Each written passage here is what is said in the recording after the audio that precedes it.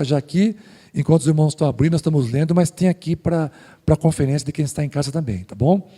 É 2 Timóteo, capítulo 2, versículo 15, que fala assim: procura apresentar-te a Deus aprovado, como obreiro que não tem de que se envergonhar, que maneja bem a palavra da verdade. Então, a primeira coisa que vem aqui, irmãos, da doutrina do obreiro cristão, é que um obreiro, ele não pode ter do que se envergonhar. Eu vou falar um caso para vocês aqui, mas não é um caso que é conhecido no Brasil, porque eu não conheci no Brasil, não vou citar o nome de ninguém, no nome da igreja, mas ontem eu fiquei muito triste de ver aquilo.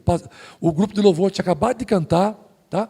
Tinha acabado de se apresentar ali, louvando ao Senhor e tal, e o pastor veio, pegou o microfone para começar a palavra, veio um irmão, subiu no púlpito, arrancou o microfone da mão do pastor e falou: esse pastor abusou da minha esposa. Tá? Isso diante de toda a igreja, numa live que tem uma abrangência mundial.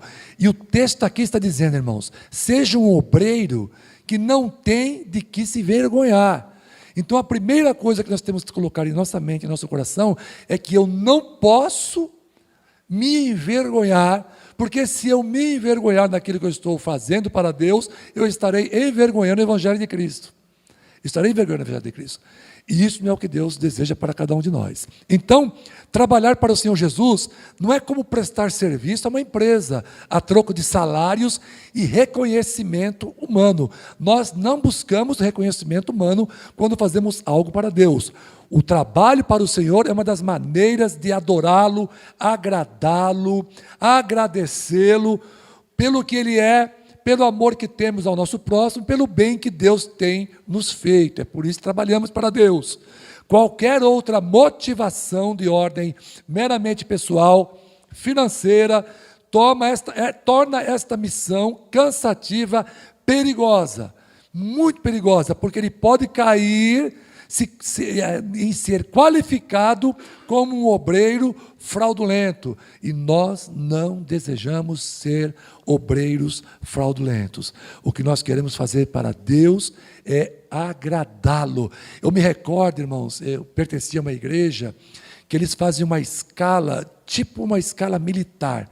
Então a pessoa tem que ser membro, depois cooperador, depois diácono, depois ele vai ser novamente cooperador dirigente de igreja ou cooperador auxiliar de pastor, depois ele vai ser presbítero, depois ele vai ser evangelista, depois ele vai ser pastor, depois ele vai ser pastor setorial, depois ele vai ser pastor presidente. Então, existe um esquema militarizado.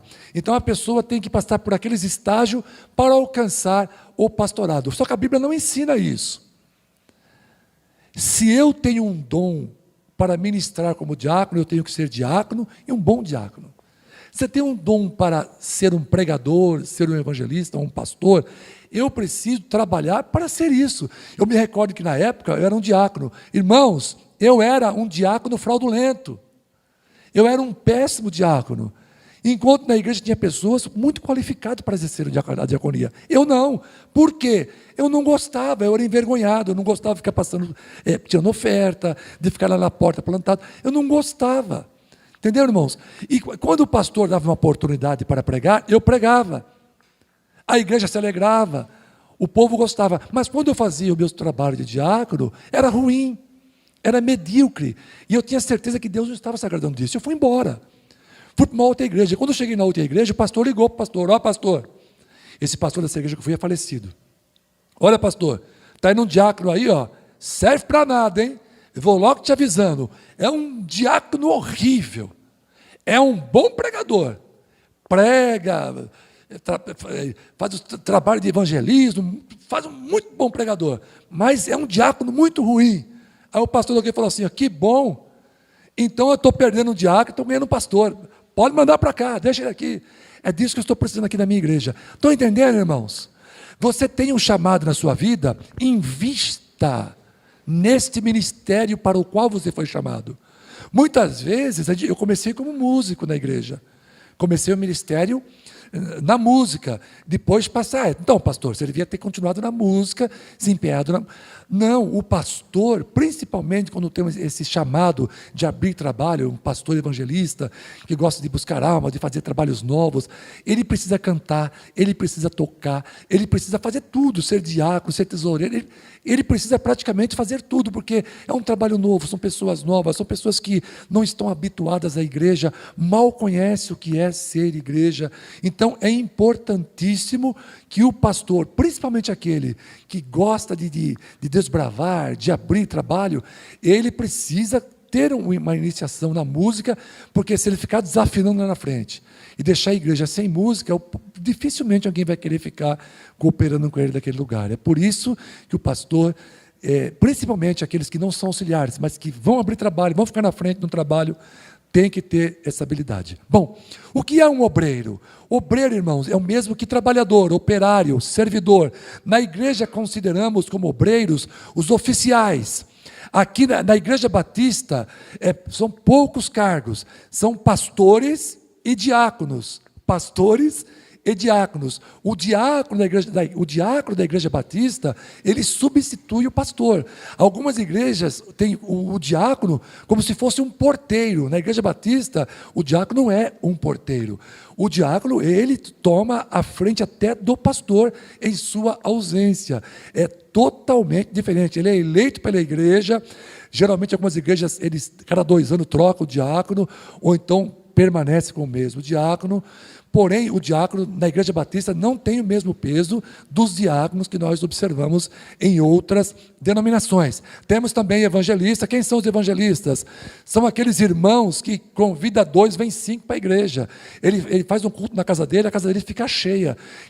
Daqui a pouco ele está abrindo um trabalho ali, depois está abrindo um trabalho ali. Então nós chamamos de evangelistas, não são pastores, são evangelistas. Muitas igrejas batistas não usam esse termo, mas algumas têm sim os evangelistas. Nós temos os seminaristas. O seminarista na Igreja Batista, ele é um cooperador, é um obreiro. Por exemplo, na Congregação Cristã no Brasil, chama de cooperador. Na Igreja Batista, os cooperadores são os seminaristas e os aspirantes. Quem são os aspirantes? São pessoas que a igreja já está em processo de reconhecimento.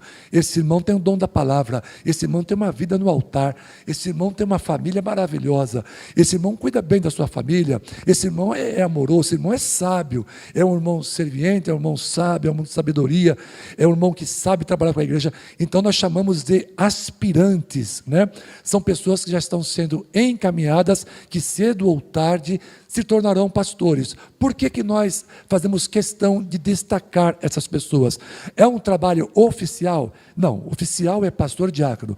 Então, por que nós chamamos de aspirantes ou seminaristas? Porque o pastor pode dar oportunidade para essas pessoas pregarem, e fazer culto nos lares, substituir. Tá? O pastor foi viajar, ele fica durante um tempo ministrando e pastoreando a igreja. E se a pessoa não tem um mínimo de um título, né, ainda que seja um título não oficial, as pessoas entendem, o que esse irmão tem mais do que eu? Não é nada. Então, é importante, nós damos importância a esses obreiros chamados de seminaristas ou pessoas que são aspirantes, já estão aspirando um cargo de nível pastoral. Tá bom, irmãos? É assim que funciona dentro da igreja. Então, nós temos aqui cooperadores, líderes de jovens, líderes de crianças, líderes de banda musical, né, que faz o trabalho do grupo de louvor. Nós temos líderes de jovens, como já falei, né, os secretários, recepcionistas, músicos, secretaria pastoral, cantores. Esses irmãos nós chamamos de cooperadores. Eles estão cooperando na obra. Então nós damos a eles sim um título de honraria. São cooperadores na casa do Senhor, tá bom? São auxiliares pastorais. E o que é um obreiro fraudulento? Irmãos, trabalhar para Deus é coisa séria, tá?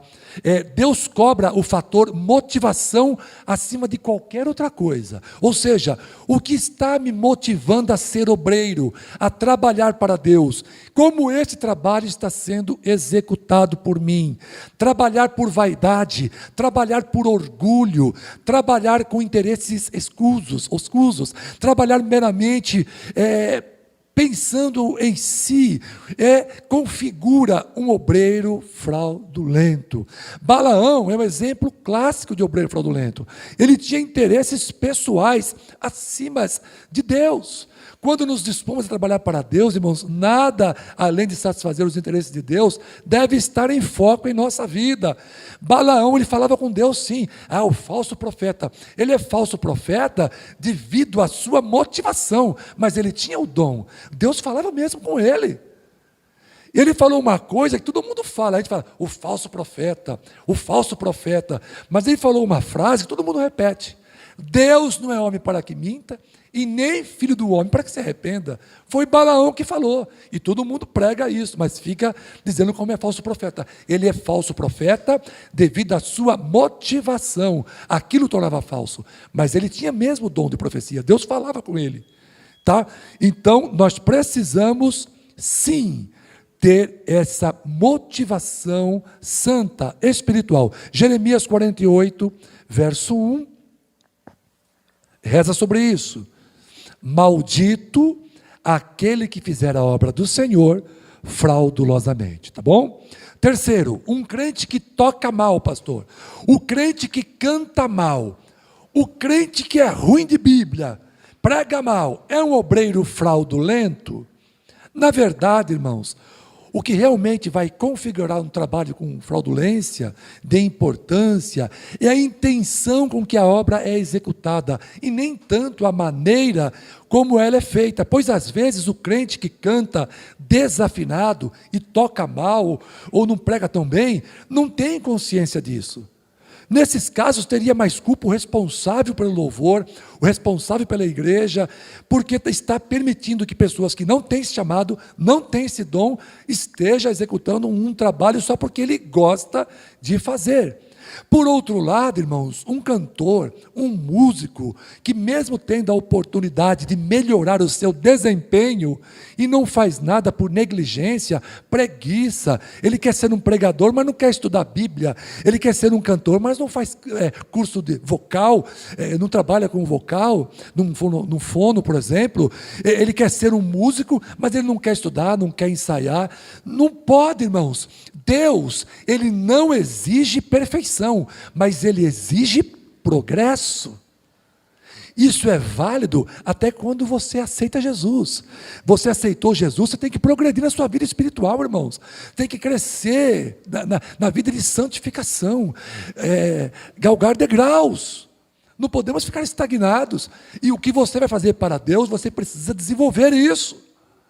Precisa.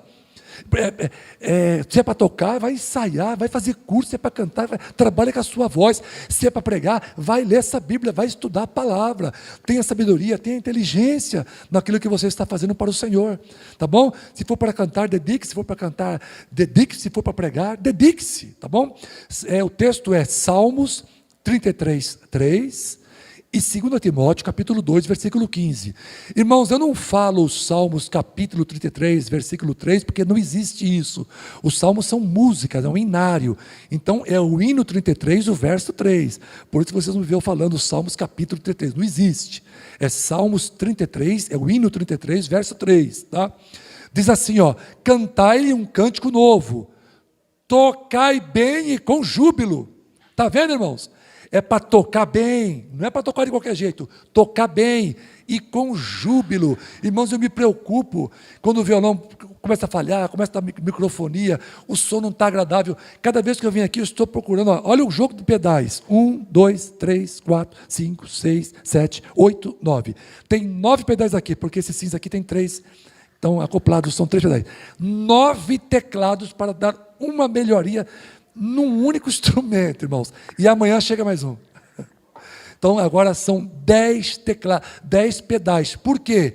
Eu quero trabalhar no aperfeiçoamento desse som. Tirar o que for melhor possível. Por quê, irmãos? Porque Deus, ele não cobra perfeição disso aqui. Eu não estou perfeito ainda, mas ele cobra progresso. E eu preciso progredir com esse violão. Eu preciso progredir com equipamentos. Como pastor, eu preciso progredir. Eu tenho que estudar, eu preciso estar observando as coisas, o que está acontecendo, para trazer dentro de uma mensagem da palavra. 2 Timóteo, capítulo 2, versículo 15. 2 Timóteo 2,15. Procura apresentar-te a Deus, aprovado como obreiro que não tem de se envergonhar, que maneja bem a palavra da verdade. Eu preciso manejar bem isso aqui, irmãos. Ah, pastor, mas eu não consigo ser perfeito. Mas tem que progredir. Não é um mínimo, é ter progresso nisso aqui. Vamos lá. O que mais qualifica um obreiro como fraudulento? É a quarta questão que eu coloquei nesse estudo bíblico. O que mais qualifica um obreiro como fraudulento? Irmãos, algo que acontece com muita frequência é o obreiro dar mais importância ao trabalho que ele está executando para Deus do que para a qualidade de sua vida espiritual propriamente dita. Ele procura se empenhar, se qualificar, estudar música, se for fazer curso vocal, fazer teologia, ele quer ser o melhor, quer conhecer, tal, mas falta vida espiritual. De que adianta? Quando eu fui ordenado pastor aqui na Igreja Batista, eu já vim com uma ordenação. Eu sou pastor há 25 anos, eu já vim com uma ordenação, mas na Igreja Batista, e mesmo na ordenação anterior, irmãos, os irmãos, uma equipe veio na minha casa conversar com a minha esposa, chamaram a minha esposa de canto. Como é que é esse homem? Como é que ele te trata? Como é que é a vida espiritual dele? Não foi, Dineia? Está devendo alguma coisa na praça aí, irmãos? Como é que está a sua vida? Eles investigaram toda a minha vida. Está errado isso? Não está errado, porque existe uma ordem, existe uma ordenação, existe um compromisso entre um homem para fazer um trabalho para Deus e a igreja. Então eu preciso ter uma vida espiritual que está progredindo para uma perfeição. Jesus não morreu na cruz para que você fosse músico, cantor, diácono, evangelista, presbítero, pastor. Não foi por isso que ele morreu na cruz. Jesus não morreu na cruz para que você fosse rico, influente, bem-sucedido na vida secular. Jesus morreu na cruz para que você fosse crente, salvo, santo, justo. Portanto, preocupem-se com a manutenção da tua salvação acima de qualquer coisa que você vá fazer na casa do Senhor. O trabalho que eu estou fazendo para Deus aqui é importante, mas a minha salvação é muito mais importante. Foi o que Paulo falou: eu esmurro o meu corpo para que eu, pregando aos outros, não seja eu mesmo venha a ser reprovado. Paulo falou: que adianta eu ficar pregando para todo mundo aí, visitando, cantando, tocando, cuidando das crianças, cuidando dos jovens na igreja, trabalhando, sendo dizimista fiel. Que adianta tudo isso se eu não me esmurrar? Para com isso. Olha que você está olhando, olha com quem você está falando, olha o que você está fazendo, olha esse pensamento, se esmurra, se esmurra. Paulo falou: estou me esmurrando para que, pregando aos outros, eu mesmo não venha a ser reprovado. Paulo disse isso. Imagine nós mortais, né, irmão André? Imagine nós mortais, temos que aprender na palavra, irmãos, o que é ser um obreiro de valor. Não faça da periferia o centro da tua existência. Pensar que o cristianismo maduro é resultado de muita informação, leituras, cursos. Isso é tudo um engano, irmãos. Cristianismo é vida de consagração ao Senhor. Isso é cristianismo. Não é o que nós aprendemos e adquirimos como conhecimento, mas é como colocamos tudo isso em prática. Isso chama-se sabedoria.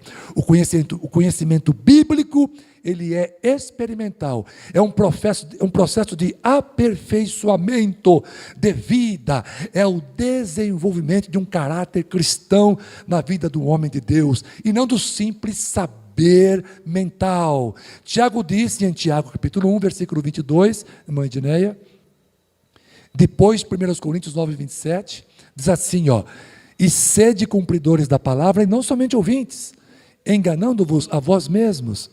1 Coríntios capítulo 9, versículo 27, olha que interessante, acabei de falar, irmãos, olha como Deus fala, acabei de falar, mas esmurro o meu corpo e faço dele meu escravo, para que depois de ter pregado aos outros, eu mesmo não venha a ser reprovado. Olha que interessante. Pastor, você está aí no sermão, o irmão não lembra? Não lembro, o sermão aqui é antigo. Eu tenho coisas de estudos bíblicos de décadas, tá? de muitos anos.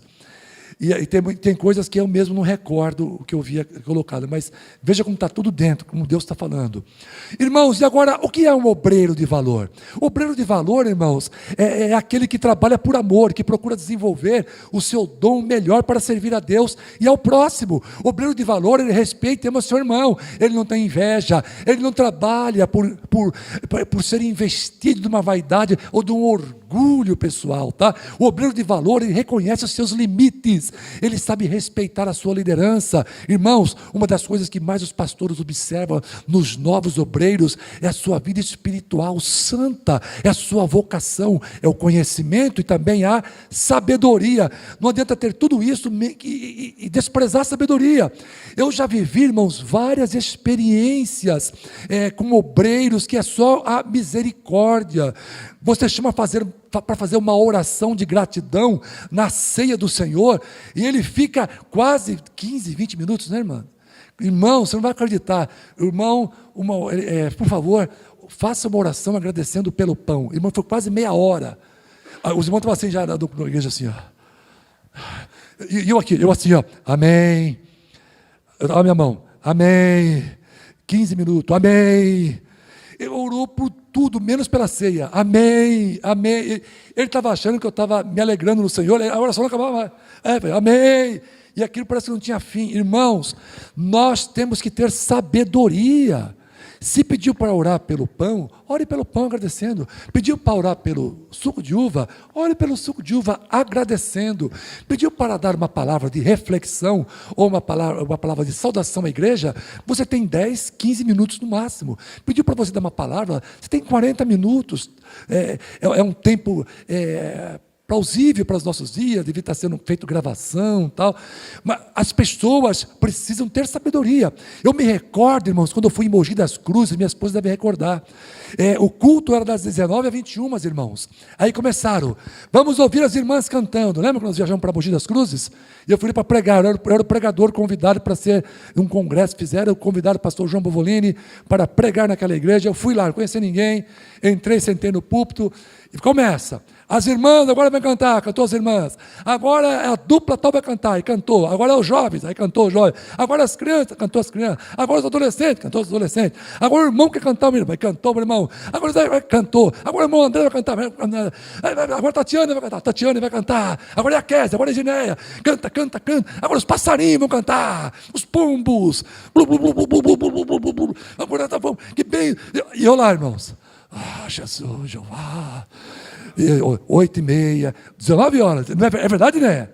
Minha esposa estava lá, 19h30, 19h35, falei, Jesus, a palavra é 40 minutos, 35, 40, 20 para as 9, a irmã me vem, o dirigente, eu falei que a irmã estava dirigindo o culto, veio, né? Aquela sabedoria toda, olha a sabedoria da irmão, é o seguinte, pastor, agora é a hora do pastor, o irmão tem sabedoria, pastor, o irmão tem, 9 horas, está encerrando aqui. Falei, como é que é? Era 20 para as 9, irmãos. 9 horas encerrava, eu tinha que fazer a pregação, o convite, as orações, os agradecimentos, né? 9 horas, o relógio está mandando parar, já vou parar então.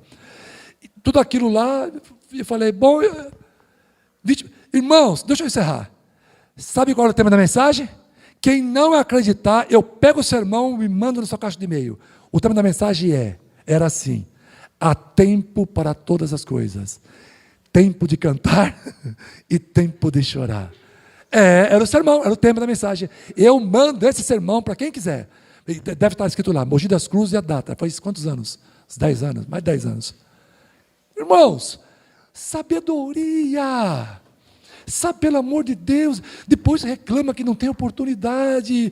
Você pede para cantar uma música, a pessoa, eu estou sentindo o Senhor cantar 3 músicas, vai cantar 3 músicas. Eu não vou levantar, sai, irmãos, sai daí em nome de Jesus, irmãos, sai. Eu não vou fazer isso, irmãos. Aí eu vou deixar cantar, entendeu? Aí pastor, por que você perdeu o cabelo? Está aí a explicação, né? Você viu, né, o irmão falando, irmão José, 32 anos, é uma bênção. Um cara de 80. Mas aqui, irmãos, glória a Deus, essa igreja aqui está uma benção. Não sei porque não tem ninguém, sei lá.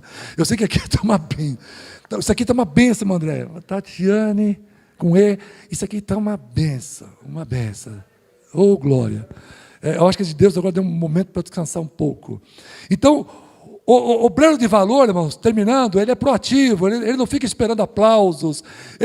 O pagamento que ele quer, ele está lá na glória. Ele não está preocupado se a igreja desmaiou, se voou dentadura, se dando cambalhota, trapezista, enquanto está pregando. Não, ele não está preocupado com isso. Ele quer saber se a palavra vai promover alguma mudança. Alguém aceitou Jesus? Alguém foi transformado? Eu me recordo, irmãos, de uma igreja que eu pastoreei, ninguém ficava pulando, jogando cadeira para cima, rolando no chão, não tinha isso não. Mas eu me recordo de uma pessoa que tinha lá, que tinha alguns problemas, de vícios, e aquela pessoa, irmãos, depois que eu saí da igreja, estava curada dos seus vícios. Não me suportava, me odiava aquela pessoa, me odiava, porque eu vivia, Deus, o Espírito Santo falava de vício, disso, daquilo, a pessoa me odiava. Eu saí sendo amado por aquela pessoa, porque ela foi radicalmente transformada. É isso que um pregador quer. É que Deus faça esta obra gloriosa na vida das pessoas. Amém?